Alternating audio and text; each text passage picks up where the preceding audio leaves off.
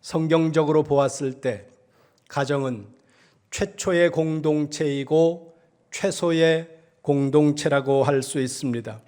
그리고 그 가정 안에는 관계적 관점에서 보았을 때 두 개의 기둥이 있는데, 하나는 부모, 자녀라는 기둥입니다. 두 번째는 부부라는 기둥이라는 거죠. 이 두 개의 기둥 가운데 어느 하나가 무너지면 가정은 무너지게 되어 있습니다. 5월 첫 번째 주일은 가정이라는 공동체 안에서 부모가 자녀를 향하여 어떤 관계적 의무를 가지는지에 관해서 말씀을 전했습니다. 두 번째 주일은 자녀가 부모를 향하여 가지는 관계적 의무에 관해서 말씀을 전했고, 오늘은 두 번째 기둥이라고 할 수 있는 부부가 건강하기 위해서 부부는 어떻게 행동하라고 성경이 말씀하고 있는지를 오늘 본문을 통해서 살펴보겠습니다. 많은 신약 신학자들이 에베소서 5장을 커다란 두 개의 카테고리로 구분해서 이해를 합니다. 첫 번째는 1절부터 21절까지 여기를 하나의 카테고리로 묶어서 이해를 하는데, 여기서는 일반적인 그리스도인의 생활 원리에 관해서 말씀합니다. 두 번째 카테고리는 22절부터 마지막 33절까지의 내용인데, 여기서는 그리스도인의 가정 윤리에 관해서 말씀하고 있다고 이해합니다. 통찰력이 있는 이해라고 볼 수 있습니다. 그런데 저는 에베소서 5장에서 문예적 구조를 구분하지 않고 전체의 구조를 하나로 보면서 에베소서 5장 21절부터 25절까지의 말씀을 중심으로 말씀을 전하겠습니다. 말씀드린 대로 많은 신약 신학자들, 그 중에서 에베소서를 연구하고 있는 사람들은 21절에서 하나의 문단이 끝나고 22절에서 새로운 문단이 시작되고 있다고 그렇게 구분을 합니다. 거기에는 타당한 이유들이 있습니다. 그런데 저는 헬라어 사본상으로 보았을 때 이 에베소서 5장의 말씀 중에서 21절과 22절이 끊어진다고 하는 것에 대한 설득을 논리적으로 보았을 때 조금 약하다는 생각을 했다는 거죠. 저와 다른 생각을 가지고 해석을 하고 있는 신약 신학자들의 생각은 존중받아야 되고, 그분들이 잘못되었다는 게 아니에요. 그분들은 저보다 더 탁월하고 저보다 더 깊이가 있고 존중과 존경을 받을 수 있는 분들이 마땅합니다. 그런데 제가 21절과 22절을 분리하지 않는 한 가지 이유가 있는데, 그것은 에베소서 5장 22절에 헬라어 본문으로 보았을 때 동사가 없다는 이유 때문이라는 겁니다. 5장 22절 보겠습니다. 에베소서 5장 22절 같이 봅니다. 시작. 아내들이여 자기 남편에게 복종하기를 주께 하듯 하라. 아멘. 우리 한글 성경에는 복종이라는 단어가 들어가 있습니다. 그런데 에베소서 5장 22절의 헬라어 사본은 복종이라는 단어가 없다는 거예요. 원문에는. 그래서 복종이라는 단어를 빼고 이 헬라어 사본을 그대로 직역하면 이런 내용이 됩니다. 들어보시기 바랍니다. 아내들이여 자기 자신의 남편들에게 주님께처럼, 이게 다예요. 복종이라는 단어가, 동사가 없다는 거죠. 22절에는 여러분들이 아는 대로 문장에 동사가 없으면 그 문장은 비문이 됩니다. 옳은 문장이 아니라는 거죠. 동사의 역할이 뭐냐 하면, 동사는 어떤 문장에 나오는 그 주어의 상태와 동작과 시제와 태, 이런 것들을 결정함을 통해서 그 문장의 의미를 정확하게 드러내는 역할을 하는 거, 그게 문장 안에서 동사의 역할이라는 겁니다. 그런데 22절에 동사가 없다는 거예요. 헬라어 사본으로 보면. 좀 극단적인 예를 들면 이런 겁니다. 들어보시기 바랍니다. 나는 학교, 가방, 친구, 같이. 이 문장을 통해서 뭘 말하려고 하는 것 같습니까? 화자가. 다시 보세요. 나는 학교, 가방, 친구, 가치 추측하지 말고 이 단어들을 통해서 드러나는 의미로만 이 문장을 여러분이 해석하면 이 문장의 의미가 명확해지지 않는다는 겁니다. 이유는 이 문장 안에 동사가 없기 때문이라는 거예요.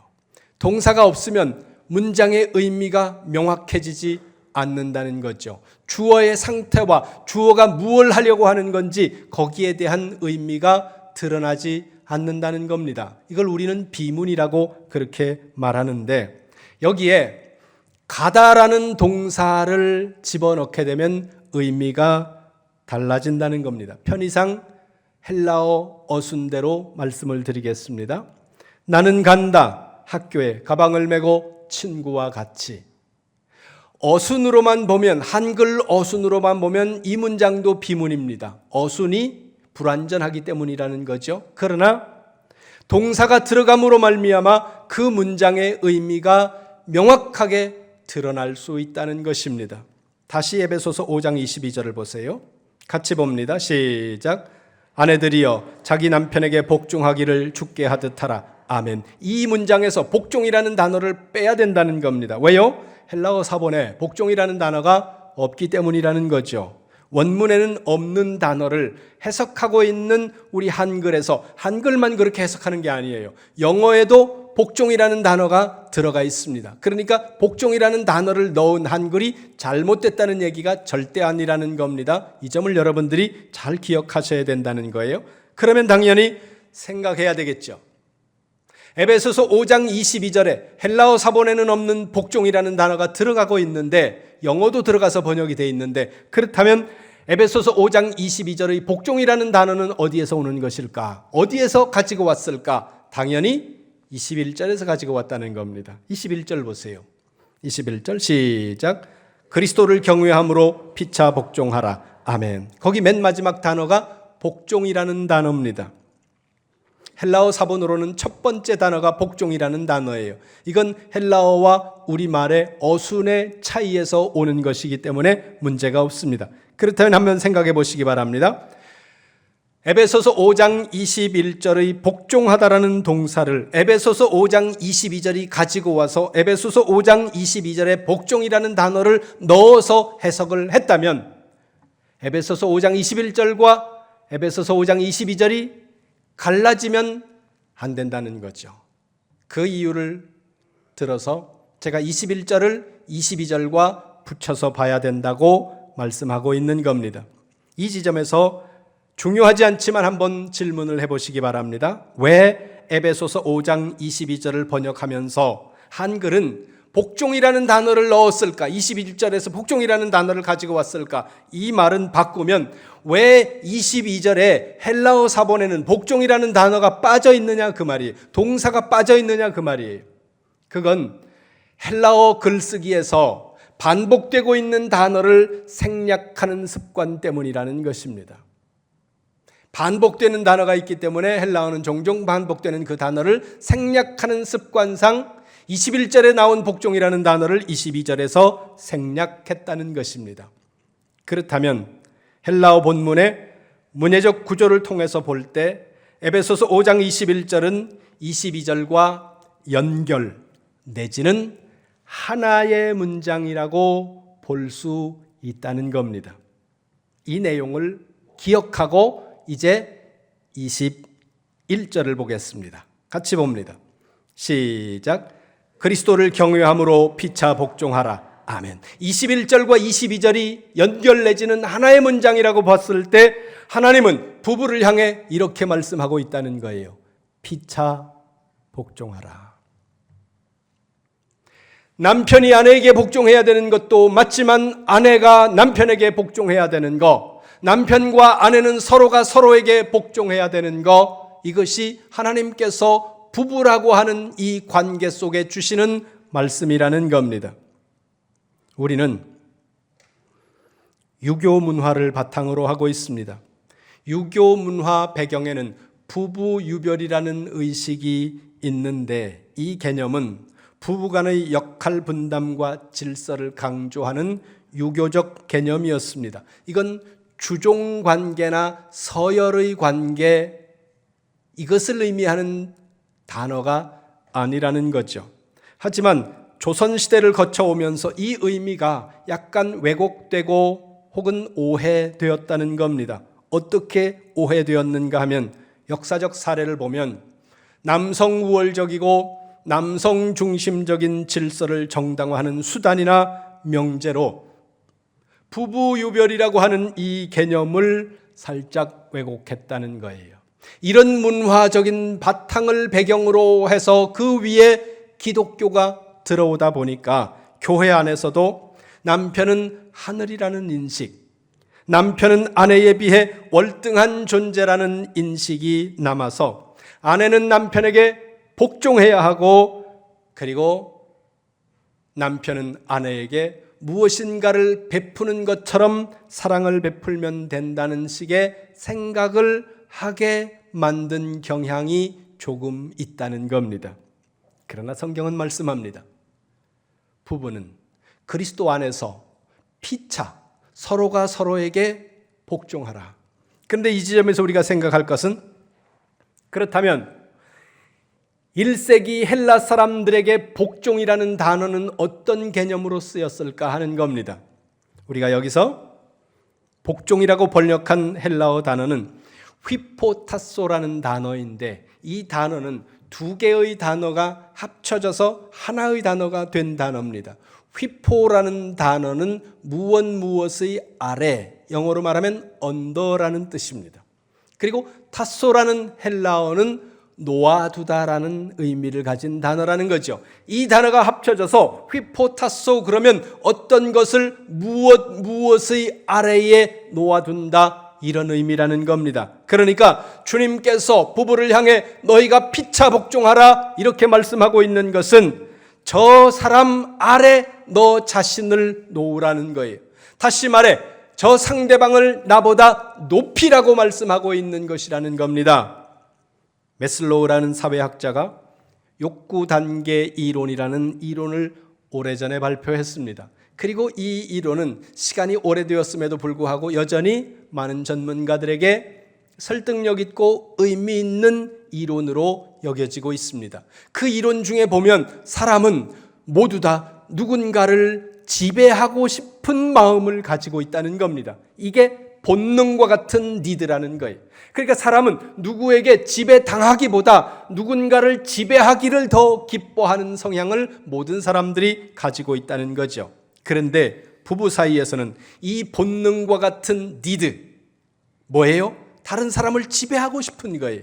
이 본능과 같은 니드를 거슬러서 나를 상대방의 아래에 두라는 겁니다. 그럴 때 그 가정이, 그 부부 관계가 견고하고 건강해질 수가 있다는 겁니다. 여러분 생각해 보시기 바랍니다. 본능을 거슬러야 된다는 거예요. 적어도 본능과 유사한, 본능과 거의 비슷한 니드라는 거예요. 뭐가요? 사람을 지배하고 싶은 마음, 누군가를 통치하고 싶은 마음이 우리의 거의 본능에 가까운 니드라는 거죠. 그런데 그것을 거스르라는 거예요. 여러분, 본능을 거스른다는 것은 굉장히 고통스러운 것입니다. 여러분, 우리가 아주 기본적인 본능들이 있습니다. 이 메슬로우의 욕구 단계 이론에 보면 가장 기본적인, 가장 기초적인 본능이 뭐냐면 살고 싶은 욕구입니다.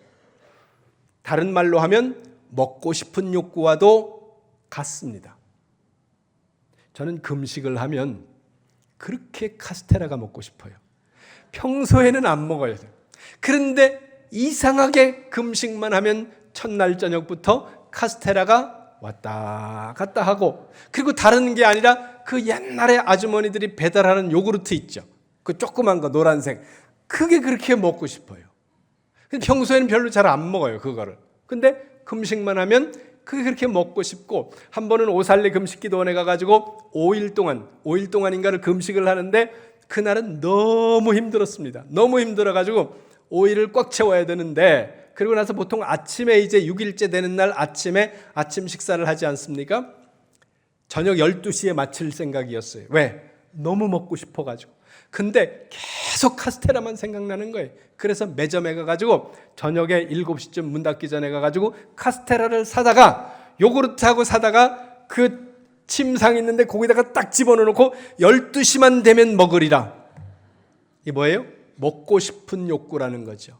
그 먹고 싶은 욕구를 중단하고 그걸 거스른다는 것이 얼마나 고통스럽고 힘든 일인지 우리가 안다는 거예요. 그런데 그 욕구 중에 하나가 뭐예요? 다른 사람을 지배하고 싶은 욕구입니다. 그런데 그 다른 사람을 지배하고 싶은 욕구를 거스르고 상대방을 높이라는 거예요. 상대방 밑으로 들어가라는 겁니다. 이게 뭐라고요? 복종이라는 겁니다. 근데 이 관계가 어디에서 일어나야 된다고요? 부부 사이에서 일어나야 된다고 오늘 본문이 말씀하고 있다는 것입니다. 청년 시절에 섬기던 교회가 있었습니다. 저와 비슷한 나이대의 자매가 있었는데 외모가 뛰어나고 성품과 신앙이 아주 좋았습니다. 모든 교회 어른들에게 칭찬받고, 그리고 청년들은 한 번쯤 저 자매하고 사귀는 상상을 대부분 했습니다. 나를 빼고. 그렇게 많은 사람들이 흠모하는 마음으로 바라보던 그 자매가 어느 날 결혼을 한다는 소식이 교회에 퍼졌습니다. 서울에 있는 어느 큰 교회에 형제와 결혼을 하는데 큰 대기업에 다니는 청년이라 그래요. 나중에 왔는데 유명한 대기업에 다니는 청년입니다.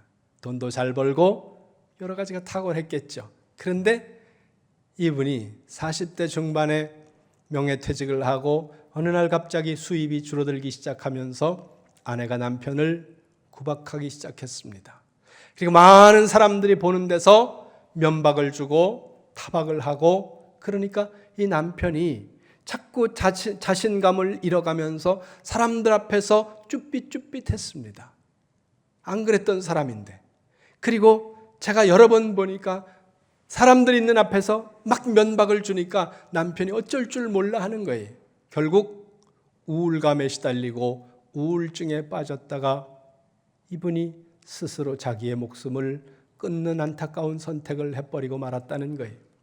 누군가의 존중을 받지 못하고 누군가로부터 인정받지 못하고 누군가로부터 높임을 받지 못하는 사람은 불행해진다는 거예요. 여러분의 배우자가 불행해지기를 원합니까? 여러분이 배우자가 불행해지고 여러분 혼자만 행복해질 수 있다고 생각한다면 그건 착각이라는 거예요. 부부는 한쪽 날개를 가진 새가 두 마리가 만나서 같이 날아가는 것에 종종 비유를 합니다. 하나의 날개로는 날 수가 없는 그런 새와 같이 부부가 모두 건강해야 된다는 거죠. 그러기 위해 부부는 배우자를 높이라는 겁니다.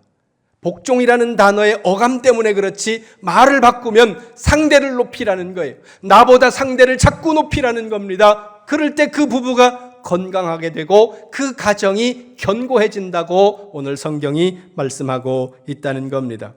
성경은 우리를 향해 말씀합니다. 그리스도를 경외함으로 피차 복종하라. 저는 우리 교회 성도님들 중에서 몇몇 분들이 그런 이야기를 합니다. 어떤 분들이 그래요. 목사님, 저는 우리 남편을 존경합니다. 그러는 표현을 하는 그 부인의 얼굴을 보면 제가 볼 때 너무 좋습니다. 여러분은 여러분의 배우자를 남편이 됐든 아내가 됐든 존경하시기를 바랍니다. 존중하시기를 바랍니다. 수입의 유무와 관계없이, 비주얼의 유무와 관계없이 여러분은 여러분의 배우자를 거듭 높이시기를 다시 한번 주님의 이름으로 축원합니다. 다시 성경을 봅니다. 25절로 갑니다. 25절, 에베소서 5장 25절 같이 봅니다.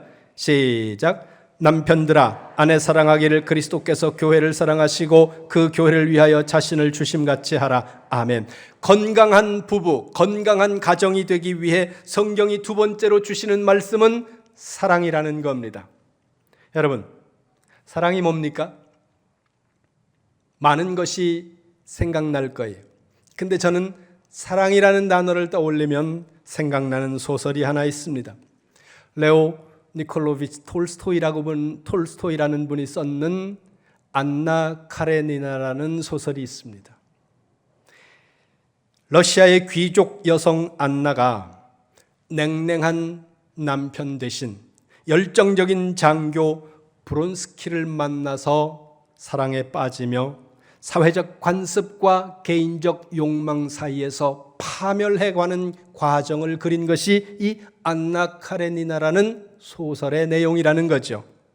모든 사랑이 다 그런 것은 아니지만 우리가 사랑의 열정이라는 관점에서 이 단어를 생각하면 우리는 이런 사랑을 떠올린다는 거예요. 그런 사랑도 물론 있겠죠. 그러나 이 남녀 간의 열정적인 사랑이 우리가 생각하는 혹은 하나님이 말씀하시고 있는 사랑의 전부다 이렇게 생각하시면 안 된다는 거예요. 특히 남녀 간의 이 사랑, 많은 사람들은 사랑 그러면 이것만 먼저 떠오른다는 거예요. 그리고 이게 다인 것처럼 그렇게 생각하기도 하고, 그리고 이 부부 사이의 사랑의 열정이 식어지면 사랑이 변했다고, 사랑하지 않는다고 이렇게 생각하는 경향도 있다는 거죠.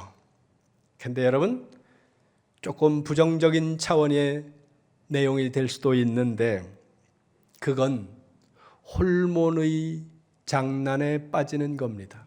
너무 부정적으로 표현하는 건지는 모르겠는데 남녀 간의 이 열정적인 사랑은 전문가들에 의하면 남녀가 사랑에 빠졌을 때는 특정 호르몬이 과다하게 분비가 되는데 이거는 길면 3년이면 끝난다는 거예요. 그러니까 3년이 되면 더 이상 호르몬이 분비가 안 되게 되고, 그렇게 호르몬이 끝나는 그 상황을 우리는 콩깍지가 벗겨졌다고 표현을 한다는 겁니다. 그래서 사람들은 맨정신으로 살아가야 하는 그때가 되면 이제 얘기를 하는 거예요. 저 사람이 변했다. 여러분, 그 사람이 변한 게 아니라 그 사람은 처음부터 그런 사람이에요.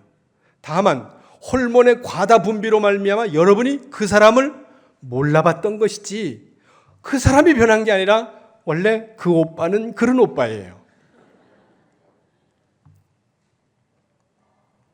결혼을 한 지 10년이 되고 15년이 됐는데도 나는 배우자만 보면 가슴이 뛴다.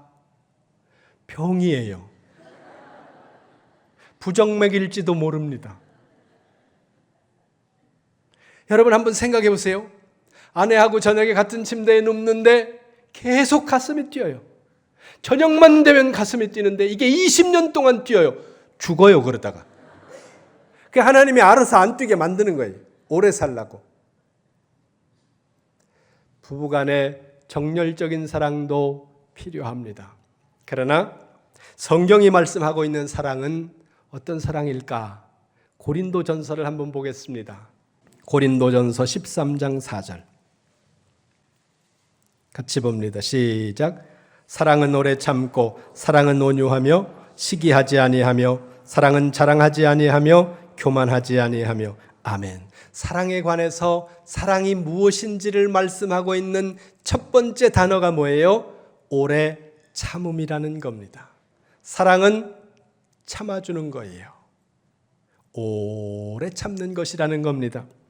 머니투데이라는 신문에 자그마한 기사 하나가 실렸던 적이 있습니다. 1995년 6월 16일 금요일 하늘이라는 5살짜리 딸이 친구들과 놀다가 집으로 들어왔습니다. 엄마는 밑반찬으로 새우볶음을 만들고 있었는데 그 모습을 보면서 하늘이가 엄마한테 손을 내밀었더니 엄마가 마른 새우볶음을 한 움큼 쥐어서 하늘이에게 줬습니다. 친구들과 먹을 거야 그러면서 마당을 지나 긴 골목을 빠져서 아이가 뛰어나가다가 동네 아줌마를 만나서 하늘이 어디 가니? 그러니까 씩 돌아보면서 웃고는 골목으로 사라져버렸습니다. 빨간 티셔츠에 하얀 운동화, 그게 하늘이의 마지막 모습입니다. 그리고 25년이 흘렀는데 여전히 엄마는 25년 전의 시간에 멈추어 있었다는 거죠. 5살짜리 하늘이가 입고 있었던 그 사진 찍힌 그 모습과 그 아이가 지금 30살이 되어서 바뀌었음직한 모습을 상상으로 이미지를 만들어서 2개의 사진을 전단지에 프린트를 해서 골목골목마다 동네마다 다니면서 딸아이를 찾는 그 엄마를 보면서 사람들은 이렇게 말합니다. 25년이 지났으면 이제 그만 좀 잊어버리고 마음 편안하게 될 때도 되지 않았냐, 이제는 편안하게 좀 살아라. 엄마가 얘기합니다. 자식의 생사를 모르는데 어째 엄마가 마음 편할 수 있느냐고. 이 엄마는 죽을 때까지, 죽는 순간까지 이 고통을 참으면서 딸을 기다리고 찾을 것이라는 거죠. 그게 사랑이라는 겁니다. 5절 보시기 바랍니다. 13장 5절 같이 봅니다. 시작. 무례히 행하지 아니하며 자기의 유익을 구하지 아니하며 성내지 아니하며 악한 것을 생각하지 아니하며. 아멘. 중간쯤을 보세요. 자기의 유익을 구하지 않으며 많은 것을 이야기하고 있는데 사랑은 자기의 유익을 구하지 않는 거라는 겁니다. 모든 세상 사람들이 다 자기의 유익을 구하기 위해 새벽부터 늦은 밤까지 우리가 달려가는 인생을 살고 있지 않습니까? 때로는 이 유익을 위해서 여러분들이 소중하다고 생각하는 것들을 버리고 여러분의 자존심을 땅바닥에 내팽개치면서 무릎을 꿇어서라도 내 유익을 찾으려고 하는 것이 사람들이라는 거예요. 그런데 말씀합니다. 사랑은 자기의 유익을 구하지 않는 거야. 그리고 그 다음에 보세요. 화내지 않는 것. 저같이 욱하는 사람들은 이런 말씀을 읽을 때마다 찔려요. 여러분들은 안 찔리세요? 그 다음에 7절 보세요. 모든 것을 참으며 모든 것을 믿으며 모든 것을 바라며 모든 것을 견디느니라.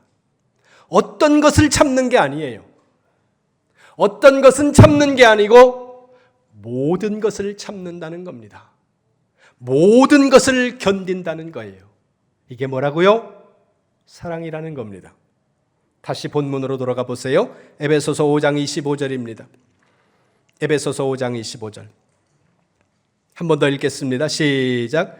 남편들아 아내 사랑하기를 그리스도께서 교회를 사랑하시고 그 교회를 위하여 자신을 주심같이 하라. 아멘. 이 문장을 헬라어로 보면 호이 안드레스 이렇게 시작합니다. 안드레스라는 단어가 남편이라는 단어예요. 남편들아 아가파테. 헬라말로 사랑이라는 단어가 여러 개가 있는데 그 중에 가장 최고의 사랑을 명사로 표현하면 아가페라고 표현합니다. 근데 이 단어가 동사로 쓰이면서 격변화를 일으켜서 아가파테 이렇게 변화하면 너희들은 사랑하라 이렇게 말씀한다는 거죠. 호이 안드레스 아가파테. 너희 남편들은 사랑하라. 무엇을요? 너희 아내들을. 그런데 여기 에베소서 5장 25절에서 말씀하고 있는 사랑이 뭐냐? 에베소서 5장 25절에서 남편이 아내를 향해서 보여야 하는 사랑의 기준이 제시되고 있다는 거예요. 기준점이. 그건 예수님의 행위라는 겁니다.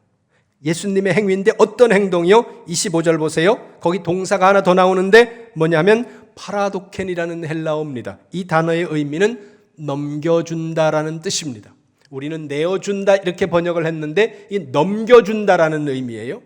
예수님은 교회를 위해서 자기 자신의 모든 것을 넘겨주었다는 겁니다. 여기서 교회는 이 건물이 아니라 예수 그리스도를 믿고 구원받은 성도 한 사람 한 사람이 교회이고 그 모임이 교회입니다. 그러면 말을 바꾸면 이런 거예요.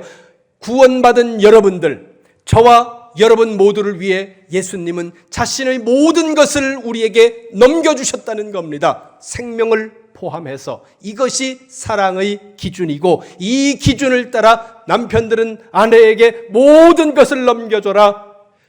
남편이 아내를 향하여 그의 모든 것을 넘겨주는 것.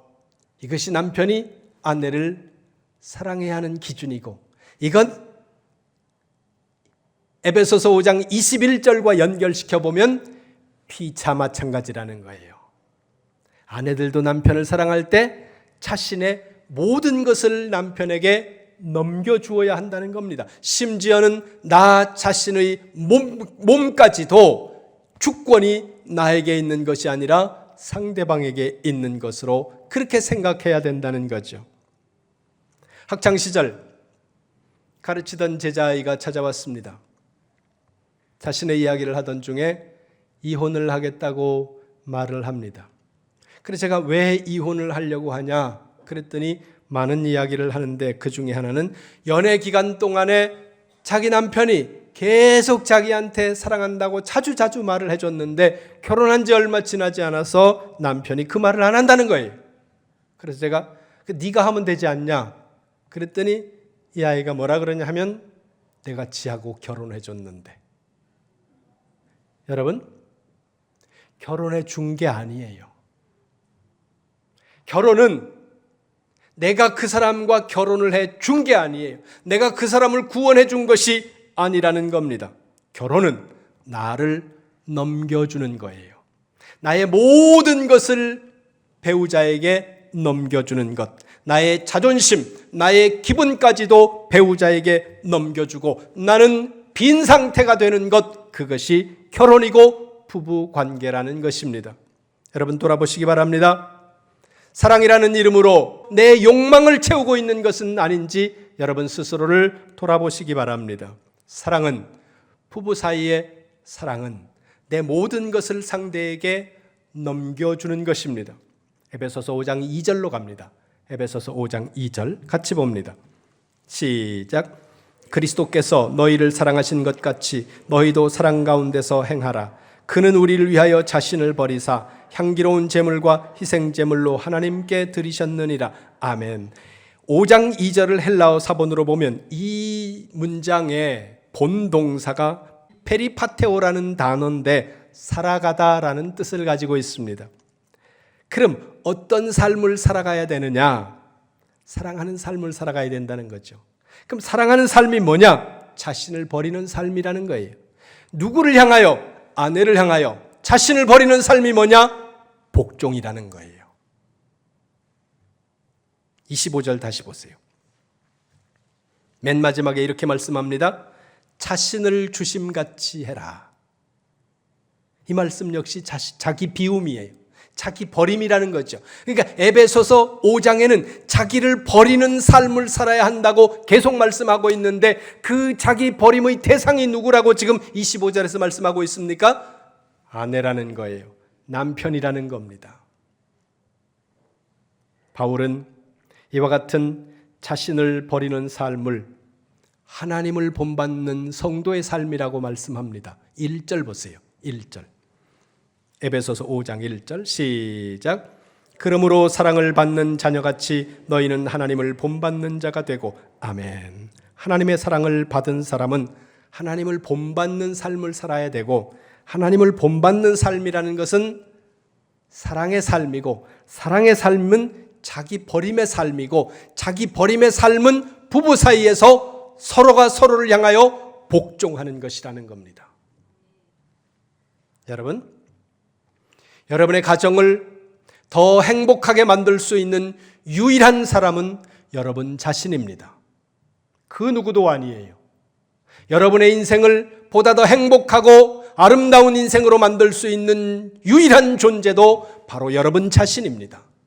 다른 사람이 만들어줄 것이라고 생각하지 마세요. 그 어떤 사람이 여러분의 가정을, 그 누가 여러분의 인생을 행복한 인생으로 만드는 것이 아니라 바로 여러분 자신이라는 거죠. 그럼 이제 여러분은 생각하셔야 됩니다. 어떤 세상을 만들지, 어떤 가정을 만들지가 중요한 것이 아니라 여러분이 어떤 사람이 될지가 제일 중요하다는 거예요. 어떤 사람이 되어야 됩니까? 하나님을 본받아서 사랑하는 삶, 비우는 삶, 복종하는 삶을 살아가야 되는데 누구를 향해 그렇게 하라고 말씀합니까? 배우자를 향해서 그렇게 하라고 말씀하는 거예요. 상대방을 존중하고 상대를 나보다 한없이 높이시기 바랍니다. 성경은 우리를 향해 말씀합니다. 하나님을 본받는 삶을 살아라. 하나님을 본받는 하나님의 자녀는 사랑하면서 살아가는 삶이 되어야 하고, 그 사랑은 자기 버림이고, 자기 버림은 부부 사이에서 복종으로 나타나야 된다는 겁니다. 상대방에게 복종하는 삶. 여러분 한번 상상해 보시기 바랍니다. 이런 원리가 실천되어지는 가정은 어떤 가정일까? 그 여러분이 상상하고 있는 그 가정 안에 여러분이 살아가게 되시기를 주님의 이름으로 축원합니다.